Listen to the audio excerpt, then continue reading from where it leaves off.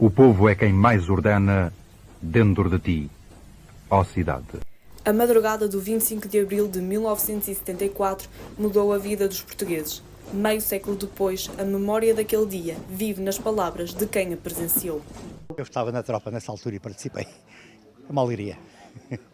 Com muitas confusões, com muitas confusões posteriores, porque, claro, as revoluções são sempre assim.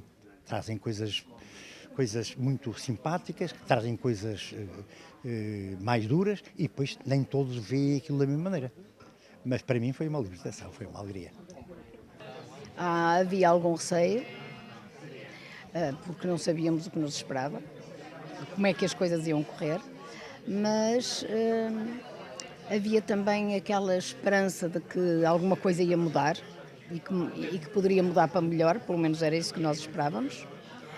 E para mim, em especial, que se calhar não para toda a gente, mas eu como tinha o meu marido na guerra, havia aquela esperança muito forte de que a guerra acabasse de uma vez e de que ele voltasse mais cedo. Antes de Abril florescer em liberdade, Portugal viveu décadas marcadas pelo medo. A ditadura modelou o cotidiano de milhares de portugueses, deixando cicatrizes. O comércio de Porto ficava na Baixa do Porto. Tinha lá um cartaz com a giz, com o resultado da volta à França em bicicleta. Tinha lá um português, que era Joaquim Agostinho, que nós gostávamos muito. E era proibido juntarem-se mais de 3 pessoas. Às vezes juntavam com amigos, juntavam 5 ou 6, chegava lá a polícia e proibiam-nos. Tive grandes amigos que eram jornalistas, que escreviam textos perfeitamente inocentes. Estou-me a recordar de um pescador que se suicidou em Espinho. E esse jornalista, depois de contar a história, dizia que suicidou-se por causa dos problemas que tinha económicos na casa. Havia assuntos que eram tabu. Tudo o que fosse, que dissesse respeito à política, que dissesse respeito ao governo, que dissesse respeito mesmo ao ensino, que não fosse dizer sim a tudo, não se podia. Portanto, estávamos muito controlados, digamos assim. Entre o medo e a esperança, muitos viveram de perto essas transformações, sentindo no dia-a-dia o impacto de um país que se reinventava. Aqueles grandes interesses que havia foram cumpridos. Democratização, descolonização, mas se calhar hoje podíamos estar melhor.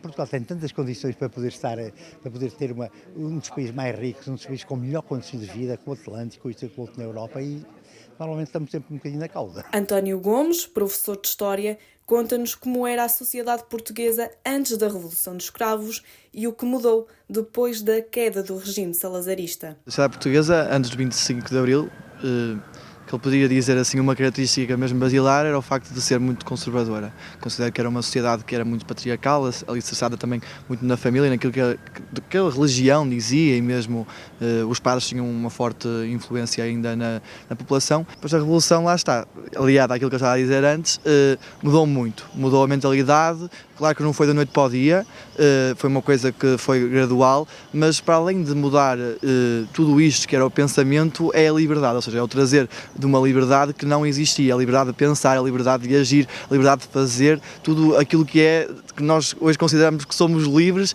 e que às vezes não valorizamos. Uma coisa tão simples como eu poder estar a dar, por exemplo, agora aqui uma entrevista, é algo que não podia ser feito sem ter um lápis azul, arriscar perguntas ou arriscar até a minha própria opinião. Hoje damos como garantida a liberdade que nos foi herdada. A valorização da conquista do 25 de Abril é algo que se tem perdido. Sinto que também há pessoas que mesmo formadas, ou seja, não é uma questão de formação ou não formação, mesmo formadas que parece que se estão a esquecer daquilo que foi o 25 de Abril. Também nós não vivemos outro tempo sem ser a democracia, sem ser a liberdade, e acho que por isso mesmo às vezes tendemos a esquecer um bocadinho daquilo que foram os tempos que não foram vividos por nós, mas estão muito presentes mesmo nos nossos pais e nos nossos avós. Num tempo em que o mundo enfrenta incertezas, é importante lembrar a história para que os erros não se repitam. Escutar quem viveu o peso da repressão é aprender com a voz da experiência. Os jovens têm de saber criticar, saber assistir aos acontecimentos e não podem aceitar tudo o que lhes dizem sem pensarem bem se aquilo que estão a dizer, e então hoje ainda mais, se aquilo que estão a dizer é de facto a realidade, não é? Portanto, é preciso ter esse espírito crítico que eu espero que os jovens desenvolvam e reflitam bem sobre as consequências de tudo o que pode acontecer e a maneira como vão reagir. A liberdade foi conquistada. O voto é um exercício que a renova.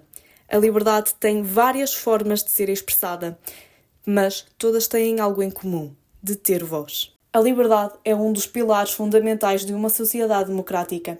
O direito de pensar, expressar, agir e escolher de acordo com as próprias convicções, tendo como base o respeito mútuo. Se pudermos seguir aquilo em que nós acreditamos, isso é ser livre. Terra da fraternidade, o povo é quem mais ordena dentro de ti a cidade.